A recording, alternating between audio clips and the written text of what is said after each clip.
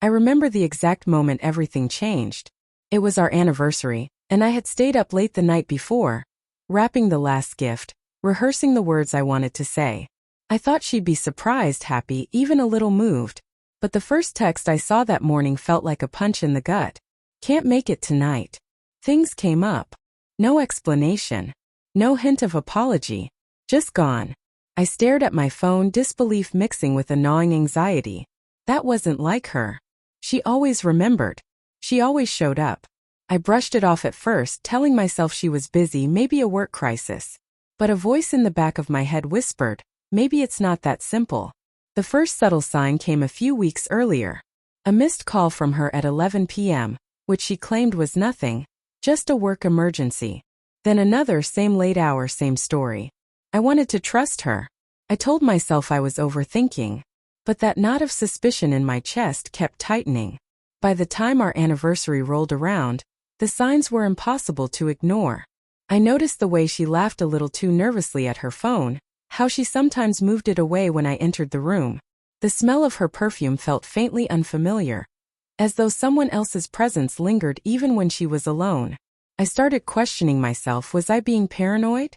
Or was I finally seeing what I'd ignored for too long? Later that day I found it. Not on her phone, not in her emails, but on her laptop, an account she thought I'd never notice. The messages were casual, flirty, familiar in a way that made my stomach twist. Dates, dinners, little jokes I didn't know existed. Every word screamed betrayal, but it was the normalcy of it that hurt the most. She hadn't panicked. She hadn't hidden it in some clumsy way. She had been careful, and I hadn't even suspected. I couldn't breathe. I couldn't speak. I sat there staring at the screen, remembering every time I'd held her hand, every kiss that felt like love, and wondering if any of it had been real. The apartment felt smaller, quieter, the air heavier. I remembered our anniversary last year. How she smiled when I handed her the same kind of wrapped gift. And now the same gift felt meaningless. I confronted her that night. My voice shook, not from anger, but from the raw, unfiltered hurt I'd tried to ignore. Why? I asked. Was I not enough? Her eyes filled with a mixture of guilt and shame, but also something defensive, something I barely recognized. I didn't mean for it to happen, she said. It just happened. I wanted to scream. I wanted to break everything in the room, but instead I felt something colder. A strange, quiet clarity. I am not staying here to be someone else's afterthought.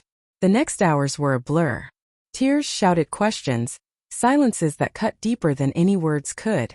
She begged, tried to explain, to justify, but every sentence was another brick in the wall between us. I realized in a painful, cutting way that love alone wasn't enough. Trust had been the foundation, and it was gone. The following morning I packed my things. She looked at me, surprised, almost hurt, but I didn't care anymore. I had replayed every memory, every little thing, and understood that I couldn't unsee what I had discovered. Moving forward meant leaving her behind, no matter how much my heart wanted to linger. As I closed the door one last time, the apartment felt emptier than before, but in a strange way lighter too. There was no dramatic confrontation, no vindictive gesture, just the quiet, resolute understanding that I had chosen myself. I walked away from the life we had built, carrying the lessons, the heartbreak, and a growing sense of dignity I thought I had lost. I still think of that anniversary, the one where she looked back and I finally moved forward. It's a bitter memory, yes, but also a turning point. I learned that love without trust is a fragile thing. And sometimes, letting go is the only way to survive and reclaim your own life. The road ahead isn't perfect. It's uncertain, scary, and lonely at times. But it's mine. And for the first time in months, I feel the weight of betrayal lifting, replaced by the quiet strength of someone who knows their own worth and refuses to settle for anything less.